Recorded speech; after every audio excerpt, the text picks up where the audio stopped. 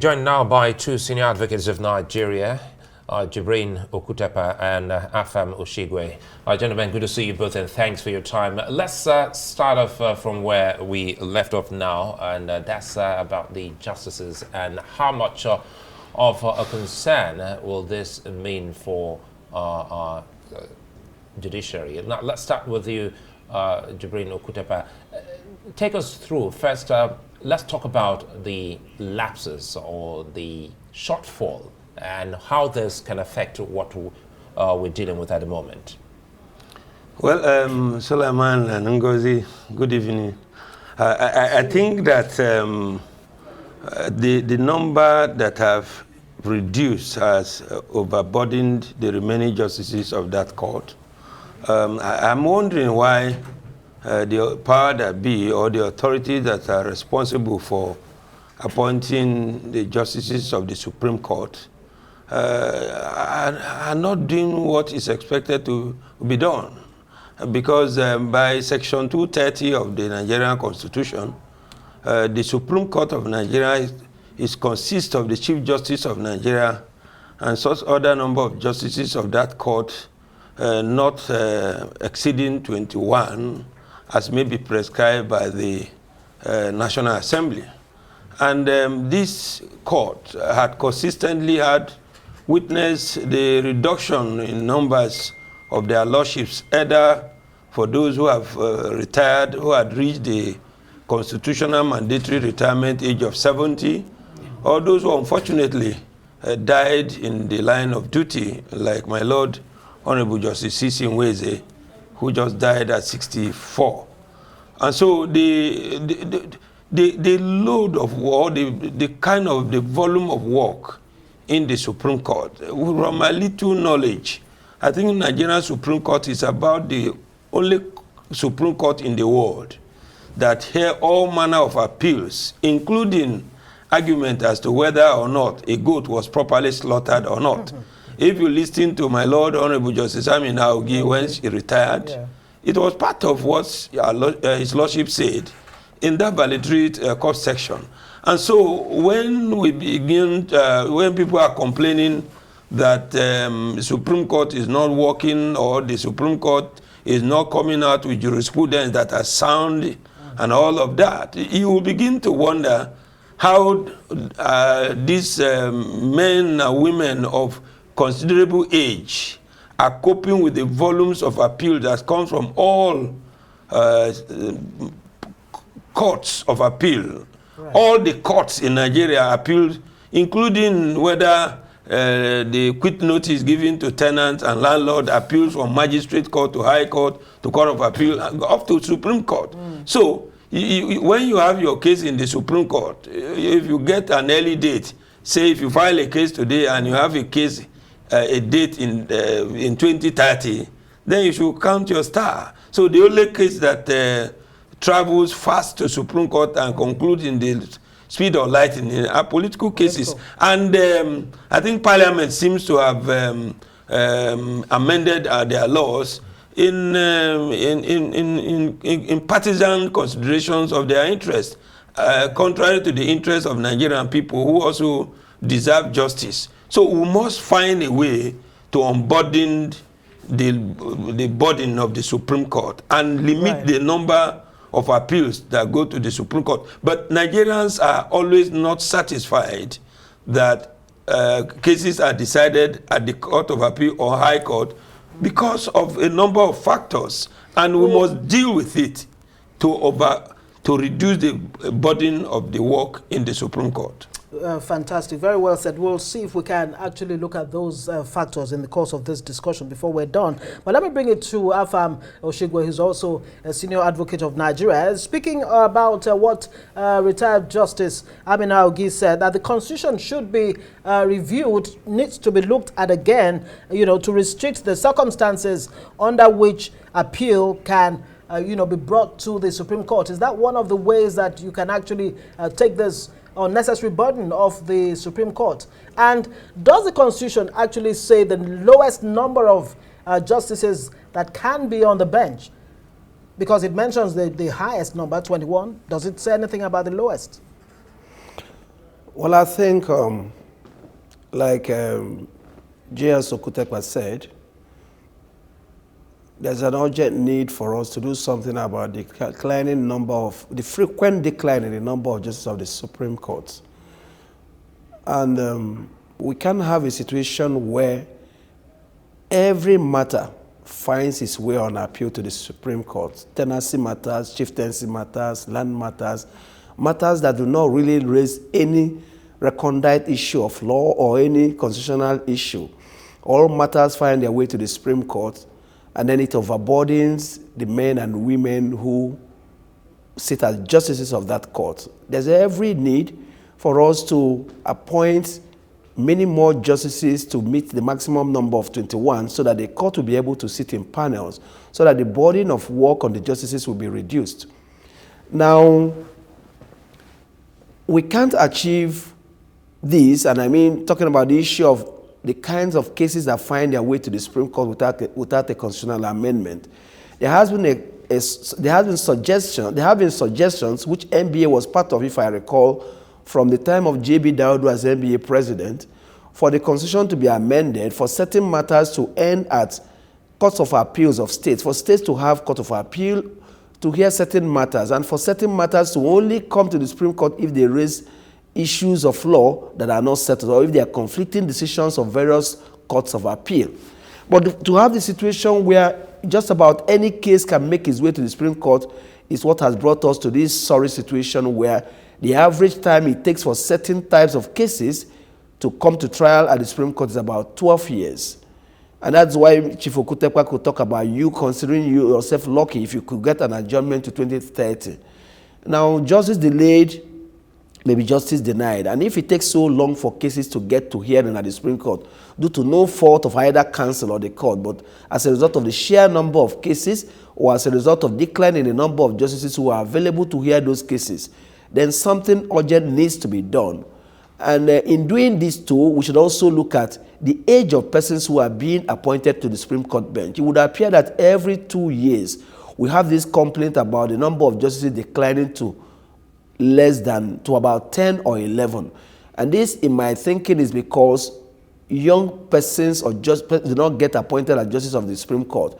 And this may be no thanks to the policy of the FJSC and NJC of presently limiting appointments to those in the Court of Appeal bench. And I think we should expand the scope of those who get appointed to the Supreme Court bench, to the academia, to those in private practice, to persons other than 7 judicial officers. And this way, the pool of those who may be appointed as justices will be increased, not necessarily those who are presiding justice of the Court of Appeal, who may have a few years to spend at the Supreme Court. And we should also consider not appointing any person to the Supreme Court who would not have at least 5 years. I would have said 10 years, but considering our peculiar circumstance and the current policy of using the Court of Appeal as the largest pool, as the main pool of those who make it to the Supreme Court, then 5 for now, 10 would be an ideal suggestion. But ultimately, if a person may not be able to spend up to 10 years at the Supreme Court, maybe such a person should not be considered for appointment. People should be able to spend quite some time at the Supreme Court to be able to make their mark and to be able to, and so that we will have this constant retirement at the Supreme Court and depletion in the number of justices. Okay, Osigwe, I'm happy that you already started talking about what we should do to stem this, and let's bring it back to Okutepa. And it has to do with how we can bring some of these younger persons, people who still have a longer time to serve. But first, who should nominate? Well, the person to appoint justices of the Supreme Court is set out in the Constitution. The President of the Federal Republic of Nigeria does the appointment after it goes through a process through NJC and all of that. I don't think that the problem is who to appoint, who does the appointment. I think one of the fundamental problems that we have, that everybody wants that the appeal must go to the Supreme Court. First is the quality of judicial officers we have in the lower court. When you have judgments delivered by people who who have no knowledge of the law, and the law is turned upside down, you cannot question why the appeal should leave the court of High Court to the Court of Appeal and then to the Supreme Court. So we must, in appointing anybody to either the High Court, the Court of Appeal, and the Supreme Court, we must appoint those who know their onions and those who have the strength of characters, those who can withstand the temptations of not succumbing to pressures coming from anywhere. And isn't there a screening process for that? Right. Well, there are screening processes, but unfortunately, it appears to me that over the years, appointments to the bench seems to have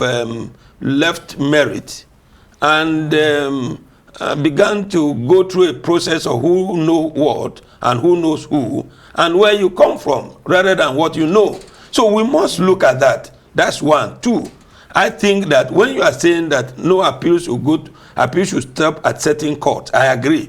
But we also need to, when we are talking about those who want to be SAN, and there are requirements that you must produce cases coming from the Supreme Court. Now, people with respect began to, do something that want to get their matters to the Supreme Court. And in getting to the Supreme Court, the docket is clogged. If you read some judgments of the Supreme Court, their lordships berate some lawyers who brings in appeals that are outrightly frivolous. Thirdly, I think time has come when we should start visiting sanctions on those who file downright frivolous processes in the court. And we have a way of knowing it. For instance, in other claims, when a matter has acquired such a notoriety that it has been decided over and over again, no legal practitioner is permitted to take the same points of law to the Supreme Court for adjudication. But in our claim, we go there even when we know it is not something that is new. Like my learned brother said, when we take points of law that are not recondite, you are not getting to the Supreme Court for tax the intellectual capacity. I mean, the reservoir of knowledge of their lordships to deliver justice. You just simply want to go there to make the numbers to be considered appointed to wear the rank of senior advocate of Nigeria. Okay. So we need to look at, in addition to what Mazi have said, those coming to the Supreme Court, going to the Supreme Court should not be a promotion. Just for the promotion, like let the senior go. This senior going to the Supreme Court, what has been his jurisprudential contributions, either as a sitting high court or as a legal practitioner in private practice. After all, Professor Tyson Elias became Chief Justice of Nigeria. He was not from anywhere. Justice Oputa, late Dr. Namani. Those were sound legal practitioners of great repute that performed wonders in the Supreme Court. Fantastic. And they are still here. Right. Their kinds are still in private practice, in academia, and some in the High Court and the Court of Appeal. Let's look for them. So where do you find the Teslim Eliases of this world? Let me bring it back to you, Afam Osigwe. I mean, very fundamental issues raised here by Senior Advocate Jibrin Okutepa. The names he mentioned used to be respected. Their judgments used to be respected by all, whether within Nigeria or even outside it. How do you now ensure, I mean, looking at the PNID case, for example, if it had been handled in Nigeria, maybe the outcome may not have been accepted or acceptable. How do you ensure that our judgments by our courts, the different levels, are accepted by all? What are the fundamental changes that need to happen? Interesting. Before we came into the studio, Chief Okutepa and I agreed that if that matter had been handled in Nigeria, probably will still be at objection stage, or people will be filing interlocutory appeals to ensure that that matter was not determined. But I think if we appoint the right caliber of persons, if we appoint persons who have a proven record of active involvement in legal issues, either as practitioners or as academic writers, and not necessarily based on the Olubado type of elevation, as we now call it in Nigeria. And I think it's only in Nigeria we'll call it elevation, because it is taken that you have to move from the magistracy to the High Court to Court of Appeal, and to Supreme Court, as if to suggest that it will be an anathema for one to move from the High Court to the Supreme Court. I keep saying that if a person is good and will be able to reason out legal issues and take a sound decision, it doesn't matter where he or she can be found. Once you meet the constitutional requirement of 15 years post-call, and you are found to possess all the qualities it takes to be a justice of the Supreme Court, you should be able to make it to that place. And to your question, where do you find the Taslim and Leasis and the Namanis and Uputas of this world? They are bound, but unfortunately, in the current system that we use for appointment of judicial officers, probably these persons will never be considered. And the court is thereby being deprived of services of such men, and quite a number of them have applied from the bar to be appointed justice of the Supreme Court. And they were eliminated at the FJSC level. They never even made it into the short list for consideration until we agree that the judicial system needs urgent help, that the inbreeding is not helping us, that there is need to open up the judicial space to allow people with fresh ideas from outside the judiciary to come in, and that if we desire to have such names that people still respect and talk about what they achieved many decades after their death or after they left the Supreme Court, then there is an urgent need to broaden the scope, to throw the net wider, to bring in this into the dragnet of those who will be appointed. And I should say that insisting that you must be a judge before you make it to the bench is part of the problem we have. And also appointing people who have very few years left, appointing people whose judgments have consistently been overturned even by the same Supreme Court, people who apparently have no judicial philosophy, and we appoint them because it is their right. They've stayed so long in the Court of Appeal. Why should you deny them opportunity? They should at least retire as justice of the Supreme Court. What about the society? What about the administration of justice? What about the perception of the judiciary? What about bringing in persons who will make a difference, so that the perception of the judiciary as the last hope of the common man, and the perception of judiciary as increasing perception of the judiciary as not sometimes being able to render justice, but giving judgment that do not meet the expectations of the people, we can always be there. So this is an opportunity to get it right, to bring in right persons, and stop this insistence that unless you make it to the Court of Appeal, you're not a fit and proper person to get to the Supreme Court. Right. Okay, let me see if we can quickly throw this in before we wrap up, and I'll bring this to you, Okutepa. And one other aspect, speaking of which, the P&ID, the EFCC came to fore there, because its investigation actually helped, led to some of the gains Nigeria has recorded so far. Help us. Why is it that when it comes to cases back home, the same anti-graft agencies' investigations are bungled? I do not want us to use the word bungled. Okay. Because, you see, until we all agree that we should have functional system, and the system is respected, and we are not denigrating and bringing down our system, and there are consequences for misbehavior, EFCC cannot function well. After all, EFCC is being headed by a Nigerian who lives on Nigerian soil, breathing Nigerian air and drinking Nigerian water. So what do you expect? Our institutions are not allowed to function because of political interference. Right. How many of our institutions after today who claim to be independent are indeed independent? Because the people heading those institutions are, with all respect, are afraid of their speaking the truth or doing what is right. And so we are where we are because of who we are.